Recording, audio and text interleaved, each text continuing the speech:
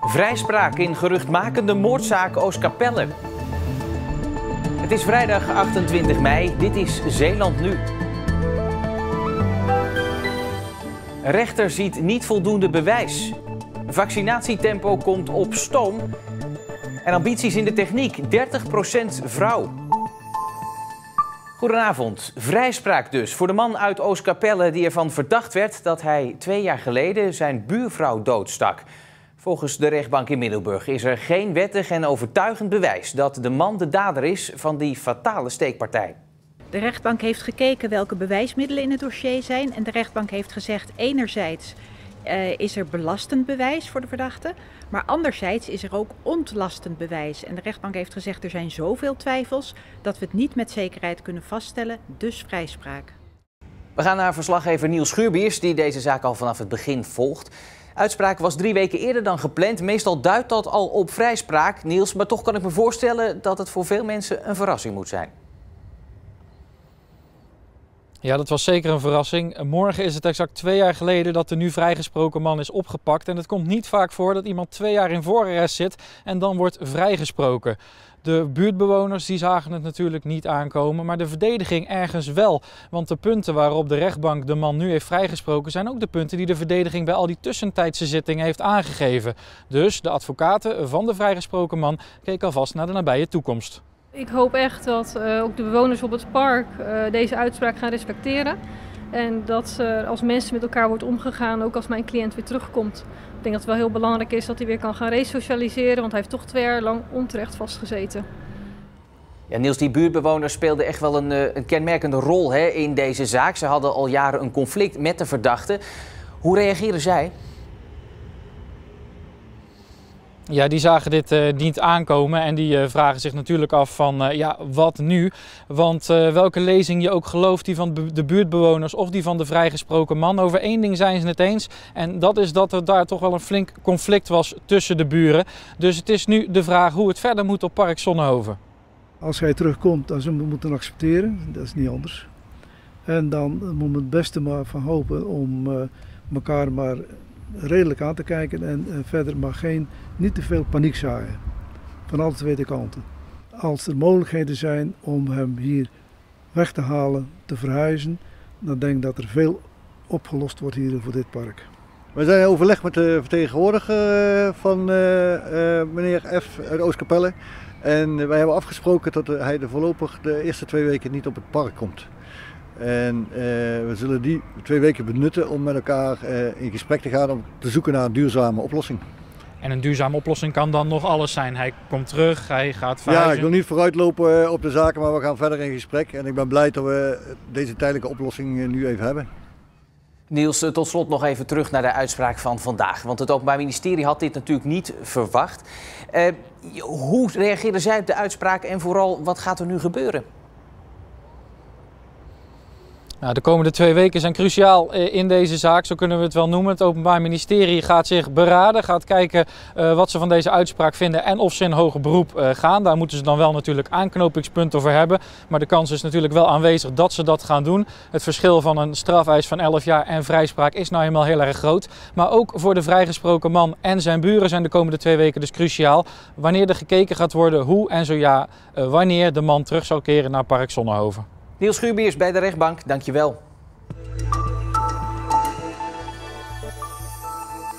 Zeeland krijgt een medische droneverbinding met het Erasmus MC in Rotterdam. Bloed en medicijnen zouden via drones veel sneller kunnen worden getransporteerd dan over de weg. De droneverbinding wordt vanaf vandaag getest. In ziekenhuis Zorgzaam in Terneuzen worden ze wel blij van het idee. Het zou natuurlijk handig zijn voor situaties als je heel snel bloed moet hebben en dat het van een grote afstand moet komen. En dat de rit naar de locatie waar het naartoe gaat, dat die moeilijk te bereiken is. Bijvoorbeeld door files of door slecht weer. Dus het zou dan voornamelijk gaan over het product bloedplaatjes, de trombocyten. Daarvan hebben we maar 1 zakje op voorraad en dat zakje is maar maximaal 6 dagen houdbaar. Ja, als ze daar 1 zakje van gebruiken, dan hebben we niks. Dus dan moet het snel een volgend zakje komen of meerdere zakjes. En ja, dan kan het een uitkomst bieden. Na de overwinning op Shell wil Milieudefensie nu ook 3 Zeeuwse bedrijven dwingen om minder CO2 uit te stoten. Desnoods via de rechter.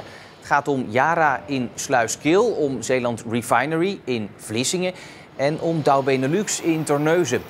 Eerder deze week bepaalde de rechter dat olie- en gasbedrijf Shell wereldwijd minder CO2 moet uitstoten. De 3 Zeeuwse bedrijven staan op de lijst van 12 top CO2-uitstoters van Nederland. Milieudefensie stapt overigens niet meteen naar de rechter, maar wil eerst met de bedrijven in gesprek. En ook volgens een woordvoerder namens de Zeeuwse industrie is een rechtszaak niet nodig. Ze investeren de komende jaren miljarden in het terugdringen van de CO2-uitstoot. Bijvoorbeeld door het bouwen van een waterstoffabriek. Een grote brand vanmorgen in Bruinnisse. Een boot in een loods had vlam gevat in de machinekamer. De brandweer moest een gat zagen in de zijkant van de boot om het vuur te blussen. De brandweer kon voorkomen dat het vuur oversloeg naar andere boten in de loods. Heel voorzichtig zijn ze nog. 9 waterbuffels gaan de komende jaren grazen op het schor van Baalhoek bij Paal. Dat gebied is onderdeel van het verdronken land van Saaftingen. De dieren moeten de verruiging van het gebied tegengaan. Als de proef goed uitpakt, gaan er weer planten groeien als kweldergras, zeekraal, lamsoor, schorrezoutgras en zeeweegbree. En die planten die bieden dan ook weer kansen voor broedvogels, zoals de tureluur.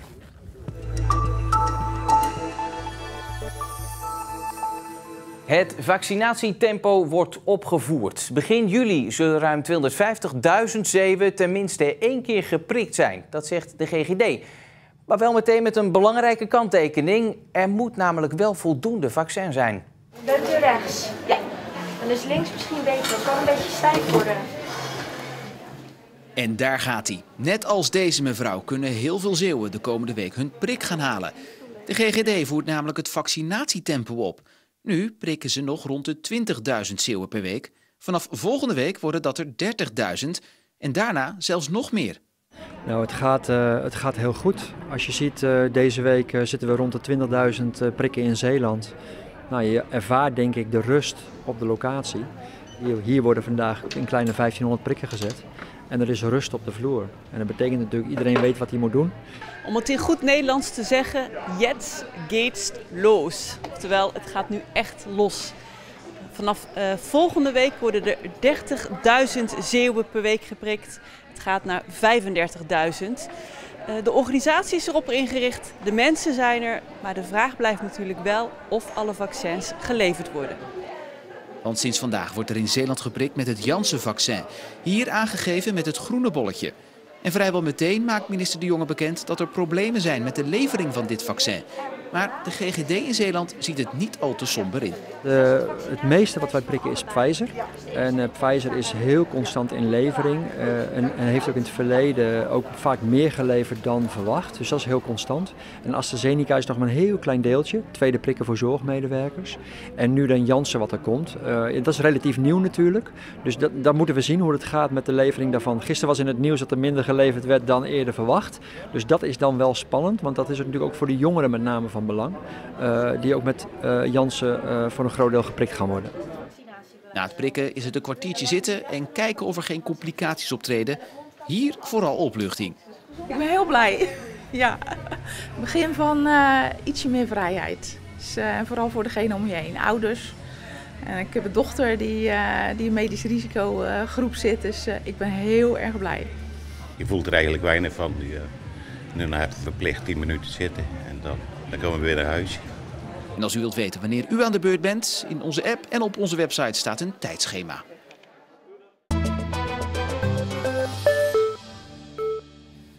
Ongeveer 1 op de 7 werknemers in de techniek is vrouw. En dat is veel te weinig, vindt ook de sector zelf. In 2030 moet 1 op de 3 vrouw zijn. En wij hebben er alvast eentje gevonden. Pakt u hem? Hij is aan het laden. Vandaag gaat Robin op haar leerbedrijf aan de gang met een koelinstallatie. Als het goed is, moet hij het zo doen. Robin heeft techniek altijd al mooi gevonden. Ik ging als klein meisje met mijn vader altijd al mee naar zijn werk. En ja, ik vond dat helemaal geweldig. Gewoon die indrukken die je daar krijgt en die mensen en het werk en de grote machines. En het was gewoon Ja, ik vond het toen al gewoon echt gaaf. En ook thuis was ik altijd al met techniek bezig. Mijn vader helpt met kasten in elkaar schroeven en met de boormachines. En eigenlijk gewoon alles altijd al. Ik was er altijd al gewoon echt al mee bezig. Logisch dus dat ze de techniek in zou gaan. En ook al zijn er maar weinig vrouwen in het vakgebied, of misschien juist wel daarom, ze wordt met open armen ontvangen.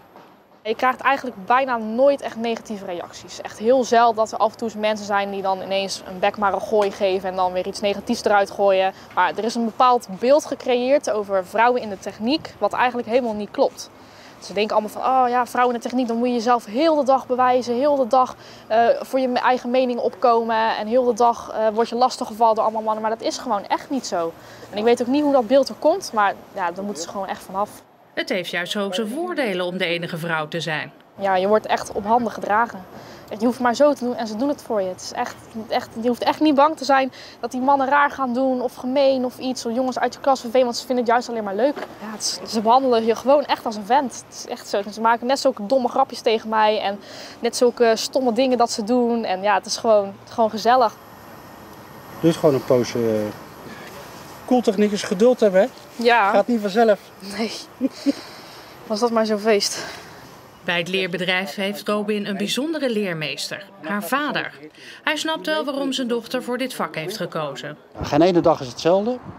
En je bent met heel veel facetten tegelijk bezig. En, dus mechanische techniek, koude techniek, elektrotechniek, werktuigbouw, natuurkunde, een stukje wiskunde.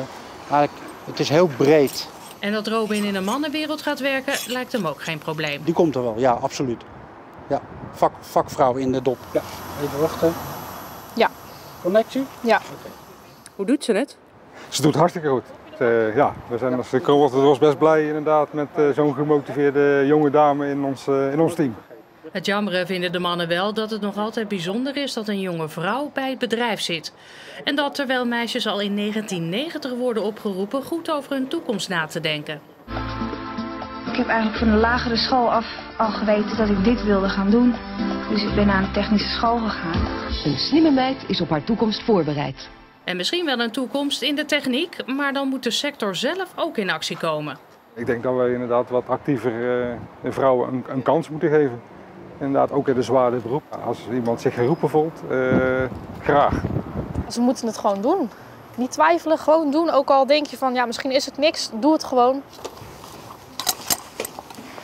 Ja? Ja. Mooi. Nou, kun je de buitenkant dichtmaken?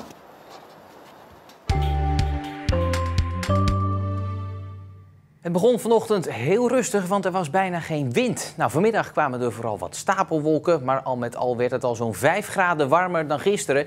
En morgen dan wordt het nog weer wat zonniger dan vandaag. Zondag en maandag, dat zijn echt zonnige dagen om naar uit te kijken. Op onze site vind je nu het verhaal over de Scheldewerf, want naast schepen bouwen hebben ze er ook nog even iets anders geprobeerd. Vliegtuigen bouwen. En overigens was dat geen doorslaand succes, want het bleek toch wel iets heel anders te zijn. Een schip in elkaar zetten of een vliegtuig. Het hele verhaal vind je op onze site en in de app. Tot zover Zeeland Nu voor vandaag. Ik wens u nog een hele fijne avond en tot morgen.